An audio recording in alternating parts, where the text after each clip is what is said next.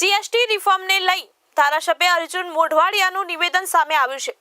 કહ્યું કે મોદી સાહેબે 15 ઓગસ્ટના રોજ જાહેરાત કરી હતી કે જીએસટી રિફોર્મ લઈ આવીને નાગરિકોને ફાયદો કરવામાં આવશે। આ જીએસટી રિફોર્મ 22મી સપ્ટેમ્બરના રોજ લાગુ થવા જઈ રહ્યું છે, ત્યારે ખેડૂતોને બહુ મોટો ફાયદો થશે। ખેડૂતોને ટ્રેક્ટરની ખરીદીમાં 12% જીએસટી લાગતું હતું, જેના બદલે હવે 5% લાગશે, જેના કારણે ટ્રેક્ટરની ખરીદીમાં 35,000 થી 45,000 સુધીનો ફાયદો થશે। જ્યારે ટ્રેક્ટરના ટાયરમાં 18% જીએસટી લાગતું હતું, જ્યારે હવે તેના પર 5% કરવામાં આવ્યું છે। ખેતીના ઓજારો પણ સસ્તા થશે, ડીપ ઇરિગેશન રાસાયણિક ખાતરો સસ્તા થશે। 15મી ઓગસ્ટે જાહેરાત કરી હતી કે જીએસટીની અંદર રિફોર્મ્સ લઈ આવીને આમ નાગરિકોને ફાયદો કરાવશે। તે સંદર્ભે જીએસટી કાઉન્સિલે નિર્ણય કર્યો અને આજે ગુજરાતની વિધાનસભાની અંદર નિયમ 44 હેઠળ માનનીય કૃષિ મંત્રીશ્રીએ જાહેરાત કરી એ પ્રમાણે આ જીએસટી રિફોર્મ્સ જે 22મી સપ્ટેમ્બર 2025થી લાગુ થવા જઈ રહ્યો છે, એમાં ખેડૂતોને સૌથી વધારે ફાયદો થયો છે।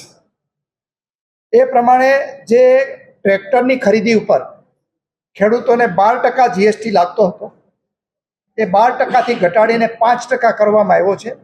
એનાથી ટ્રેક્ટરની ખરીદીમાં ખેડૂતોને 35,000 રૂપિયાથી માંડીને 45,000 રૂપિયા સુધીનો ફાયદો થવાનો છે।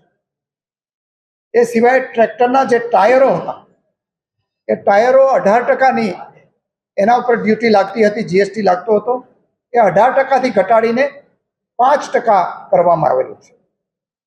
ખેતીના જે યાંત્રિક ઓજારો છે તમામ પ્રકારના, એના ઉપર 12% જીએસટી હતો, એ ઘટાડીને 5% કરવામાં આવ્યો છે।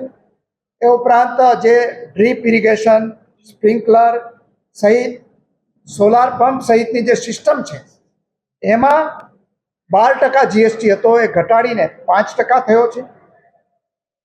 જે જૈવિક જંતુનાશકો છે, જે ઓર્ગેનિક ખેતીમાં વપરાય છે, એ ઉપરાંત સૂક્ષ્મ પોષક તત્વો છે, એના ઉપર 12% જીએસટી હતો, એ ઘટાડીને 5% કરવામાં આવ્યો છે।